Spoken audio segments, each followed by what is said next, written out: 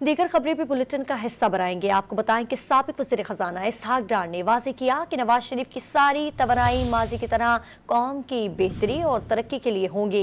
London में media से गुफ्तगू करते हुए इसहाक डार ने कहा कि 2017 में भी लीगी कायद ने मौक़िफ़ इख्तियार किया कि वो अपना मामला अल्लाह पर छोड़ते हैं। इंतकाम और हिसाब बराबर करने के बजाय नवाज शरीफ मुल्क को ठीक करने का रास्ता अपनाएंगे। जनरल बाजवा, जनरल फैज और जो दीगर किरदार हैं उनकी अकाउंटेबिलिटी होनी चाहिए। उन्होंने कहा था कि मैं अपना मामला अल्लाह के सुपुर्द करता हूँ। मेरे नजदीक वो है मियां नवाज शरीफ का दिल और वो है मियां नवाज शरीफ साहब की सोच। और ये दो आपके पास चॉइसेस हैं, आप मुल्क को ठीक करने में लग जाएं या आप अपने इंतकाम और उन चीजों के सेटलमेंट में लग जाएं। मियां नवाज शरीफ साहब की जो पूरी तवानाइयां हैं वो माजी की तरह कौम की बेहतरी के लिए, पाकिस्तान को तरक्की के रोड पर दोबारा चलाने के लिए के प्रायोरिटीज होंगी।